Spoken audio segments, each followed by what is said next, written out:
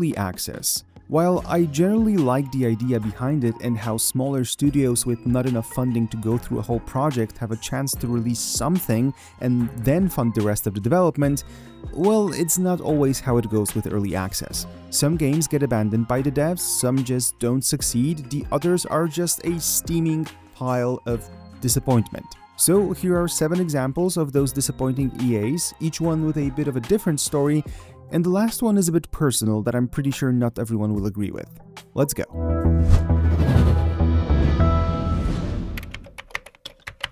The Day Before was supposed to be a game changer. All the initial videos showcasing the concept and really nice graphics. It reminded me of the first announcements and trailers of The Division with its pretty cool setting. This time though, it was supposed to be a multiplayer survival horror MMO/extraction shooter with zombies. The graphics looked really cool, and some trailers were even published on Nvidia's channels to show the official RTX 4K gameplay. People always had doubts about this game because for a very long time we did not see any real gameplay of the game, but I still had hope, because why would Nvidia promote a game if it wasn't real, right? Well, there were signs. Lengthy development, legal disputes involving the studio, accusations of plagiarism, soliciting unpaid labor, and scamming, obviously, accusations of mismanagement. Generally, it didn't really look too well. Finally, the game hit early access on December 7, 2023, and it went exactly as you would expect. Everyone took a stab at this game because it absolutely deserved it. It was completely disappointing, not even close to what was promised to the players. Performance was terrible, AI was almost non-existent, there were no meaningful ideas or mechanics in it, absolutely nothing interesting at all. This game, once the most wishlisted product on Steam, lost almost all of its player count in 4 days after release, and that was also the moment the studio announced their closure and the game was removed from Steam. All purchases were later automatically refunded and servers shut down in January. You would expect that this would be the end of the story, right? Well, it's not done yet. The studio announced in September last year that they are coming back, started a Kickstarter for Escape Factory that failed so badly that they had to cancel it, then immediately announced a new game called Items. So please be careful if you see anything attached to the name Fantastic, because most probably it will be equally disappointing as The Day Before. This one requires a bit of an explanation because this wasn't Steam Early Access per se. This game launched a few months before the actual launch of the Early Access program on Steam. However, due to its development model, I think it's fitting here. So, staying on topic with zombie games, there's another one we have to tackle, although this time it's from 2012. The War Z was an open-world zombie game with PvP and PvE combat. Open alpha of the game was made available in October 2012 and went live on Steam 2 months later. The Steam page of the game seemed to create a really appealing image of the game, and the War Z had either none of those features or very simplified versions of it. The War Z was supposed to have maps sized up to 400 square kilometers, while in reality it was only one map with less than 10 square kilometers in size, as was proven by PC Games and Analysis. The game advertised having player skills while there were actually none. No promised hardcore mode, only 50 max players instead of the advertised 100, no private servers even though the game promised the option to play on private servers in 2 different places, generally false advertising. And then the studio said that it's not their fault that players are unhappy. They wanted to, and I quote here, extend our apologies to all players who misread information about game features. So it wasn't their fault, it was the players' fault. As you can imagine, it didn't end well. This game was coming out in the era of popularity of DayZ, so zombie games were the hot stuff, and players were looking forward to really good competition. After the uproar, the Steam page was updated within 24 hours of release to make sure that players have no reasons to complain, although afterwards it still listed some missing features. The game was then pulled from Steam and Valve offered complete refunds for the game, and at that time that was something unheard of. The game came back to Steam 2 months later, then another 2 months later a source code for the game was leaked. Another 2 months later, the game had to change the name due to trademark problems, and since it became known as Infestation Survivor Stories. Oh, and then it was also rebooted, and the current title is Infestation: The New Beginning. That version of the game holds 41% of all-time positive reviews on Steam, while the most recent ones are only at 23%. A huge disappointment, but this is what false advertising and really bad communication with the players get you.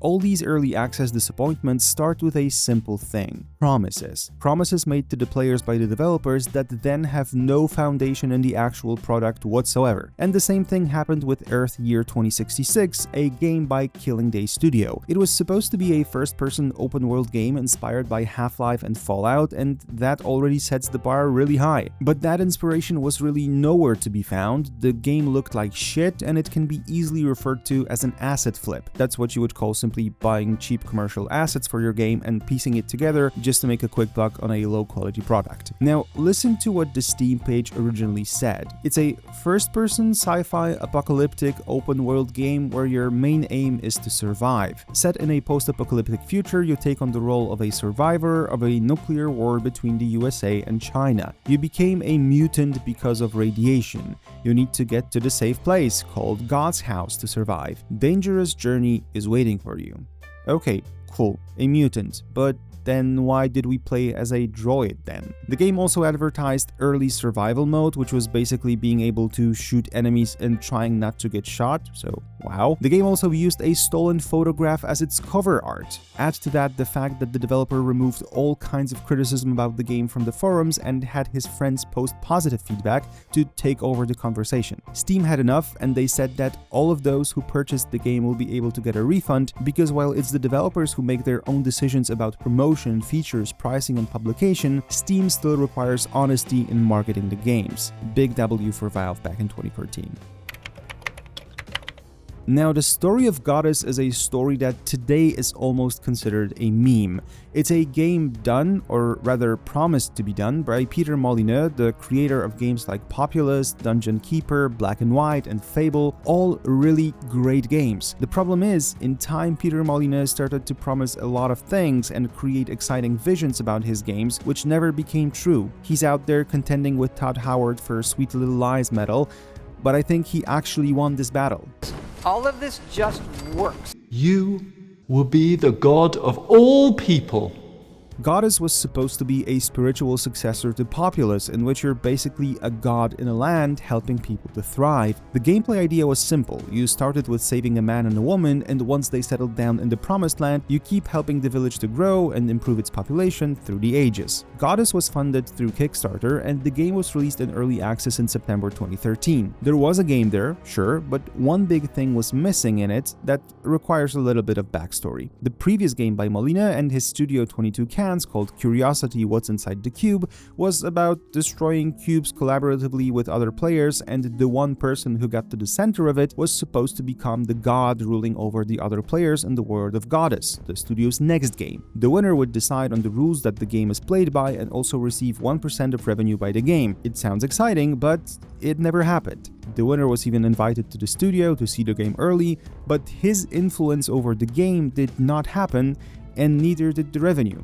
In 2017, Molyneux said that it actually won't happen because the game is not making any money. Also, a year and a half after the launch of Goddess, the team behind the game switched their focus to another game, and they said that they simply can't see themselves delivering all the features promised on the Kickstarter page. Ouch. Apparently, Molyneux simply abandoned the project, even though a single-player strategy game was released based on Goddess, and that was called Goddess Wars. Heavy development of that game was also promised, but features like multiplayer never made its way to Goddess Wars. In December 2021, Molyneux promised a new set of features for the original God game that were to be out before Christmas the same year, but as you can expect, they never came to life. The last update to Goddess happened in April 2015. To put the epilogue to this story, since December 2023, it is no longer possible to buy the game on Steam, but it's still available on mobile. The whole Goddess thing is disappointing, but for me what's more disappointing is the direction Peter Molyneux went, considering what great games he made earlier. I absolutely loved his creations. Oh well. I'm sure you've heard of Ark Survival Evolved, but you might not have heard about Atlas, because This game was nowhere near as successful. Developed by Grapeshot Games, a sister company to Studio Wildcard, who created Ark, Atlas was supposed to be a pirate fantasy MMO built on the foundation of all the learnings that came from releasing Ark before. The game was supposed to support up to 40,000 players, each of whom should be able to claim land and build their own naval empire to take the battle to other players on board of the ships they build. The concept is a bit like Sea of Thieves, but with a much more prominent base building aspect. The trailer was dropped surprisingly during the Game Awards in 2018, and the game was announced to be releasing in just 1 week. This meant that the team didn't really have time to do proper testing before the game was out, and unfortunately for them, it bit them in the ass. Because after providing a release date that was just a week away, the game still got delayed twice, even though it was just few days every time, only to be released on the 22nd of December 2018. And it released in a horrible state. Most of the stuff didn't work, servers were extremely laggy, and at some point they even had to roll back the servers because one of the admin accounts was compromised, and as a result, hackers got into the game. Atlas looked like a worse version of Ark, but the worst thing for the players, and the reason why it's here, everyone felt like this is not what was promised in the trailer just a few weeks ago. Since then, the updates were very erratic, without a sense of direction, and after some time, to everyone's surprise, the game was announced to be leaving early access by the end of 2022. Until this day, however, it didn't. The last update for the game came in May 2023, with the last news from the team coming on June 22nd, 2023. The game sits at mixed all-time reviews, and players actually to this day feel like there was potential in this game. But Atlas never lived up to that potential, and then it was simply abandoned. And there are more cases like these, although the next game simply decided to stick 1.0 patch on the hood and be done with it. Double Fine Productions is not a no-name studio. Founded by Tim Schafer after his departure from LucasArts, their Psychonauts and Brutal Legend were definitely a critical success, even if they didn't initially sell that well. Space-based DF9 initially came as a prototype done by the studio as part of an event in which people could vote for the game concepts that they felt like they'd like to play the most. The proper version of Space-based DF9 was announced in October 2013, and it was made available as part of Steam Early Access. But for some reason, the game has overwhelmingly negative status on Steam, with only 17% positive reviews from the players. Why is that? Well, because the studio decided that more or less within a year of releasing the game in early access, they will just push out 1.0 version and consider it a done deal because they weren't making any money on it. The news about finishing development so quickly and so abruptly was met with a huge uproar from the players, and Tim Schafer actually had to provide an explanation. And that was the explanation. The game wasn't selling anymore, so they weren't developing it any longer. Players obviously felt cheated, they felt like the game was abandoned. Despite voicing planned support for the game and making bug fixes all the time, after releasing the 1.0 version, the studio laid off 12 employees, and then 2 months after that release, they announced that there will be no further patches, and basically no team is doing anything with this game any longer. Officially, the support stopped in May 2015, and the source code was released, so the only thing that was happening since then were the community-made patches. After that early access fiasco and a big disappointment for the players who decided to back the early access project, some devs feared that this result coming from a well-known studio could destroy the positives that early access can bring, but luckily no such thing happened, even though there are still unsuccessful stories out there. Okay, but the final example, like I promised, is a bit different. It's not really a Steam early access, although it is very much a early access model. I have personal issues with this game because I'm one of the original backers, so let's briefly talk about Star Citizen. This one I definitely call disappointment for so many players, but I will focus mostly on my own history with the game that, to be honest, it actually has light at the end of the tunnel. But we'll get there. Star Citizen was initially announced in 2012, and it was followed by a successful Kickstarter campaign with over $2 million from the players. And even though the campaign finished back then, the crowdfunding process never stopped. It's still live to this day. As of the moment of writing this video, the game's website states that the game raised over $833 million by over 5.7 million players. You know what that means, right?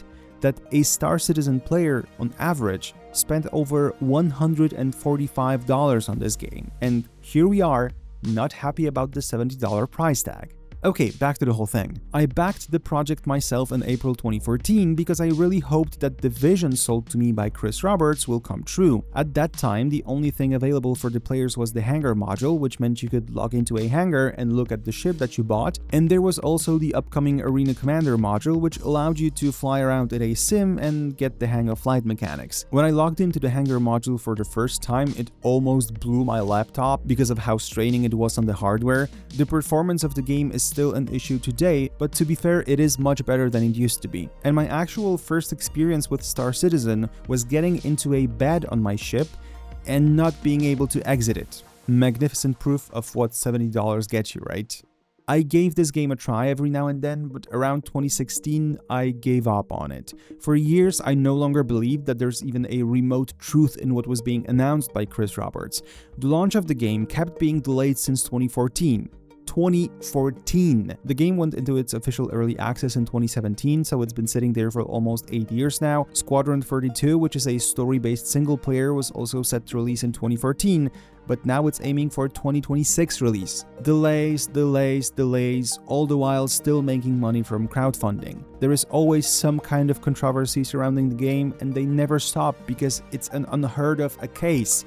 There's even a new drama in Star Citizen right now, but to be fair, I am not really that much up to speed with it, but if you want to learn more, Luke Stevens did a video on it, so I highly recommend checking him out. Generally, I really gave up on Star Citizen, but my friend did force me to try the 4.0 update in December last year. I tried it, and I have to admit I played it for a few weeks. There is something about this game now that makes you overlook some of its shortcomings because the promises that Roberts made, well, I see some of those things in the game now. And that pisses me off a bit because my life would be so much easier just being angry at this game for not delivering on its promises. To a certain extent, it does deliver, but I'm going to leave this subject for a separate video. It's really a long thing to talk about. Okay, so these have been the 7 examples of disappointing early access games. Hopefully the selection was a mix of obvious and not so obvious cases. Is there anything else you would add to this list? Let me know in the comments, and as always, thank you for watching. Take care.